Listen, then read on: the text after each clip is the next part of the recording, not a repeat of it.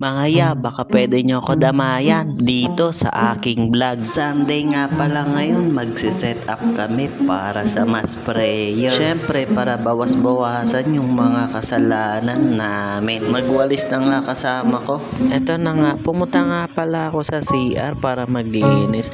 Binalitad ko nga yung trash bin nito kasi punong-puno na nga yung basura.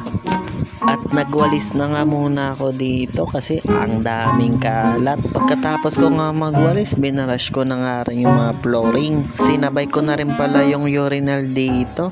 Syempre dapat talaga mukuskusin to ng maayos, pati yung gilid-gilid. Sinabay ko na nga rin pala yung bowl. Pag magsisimba kasi sila, dapat malinis yung CR. Ganun naman talaga, di ba? Mga ya, sinabay na nga rin natin yung salamin.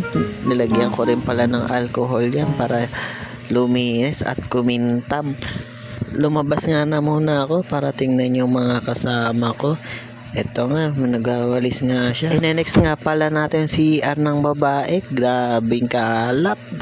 Di ko na pala binidyo dito. Kinat ko na nga. Bye-bye.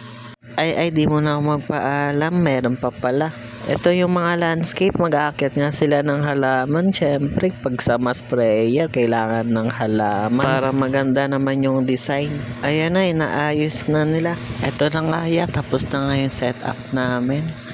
Ready to simba na nga sila. Pagpalain ng Panginoon kami, biyayaan ang karunungan at ilayo kami sa tukso.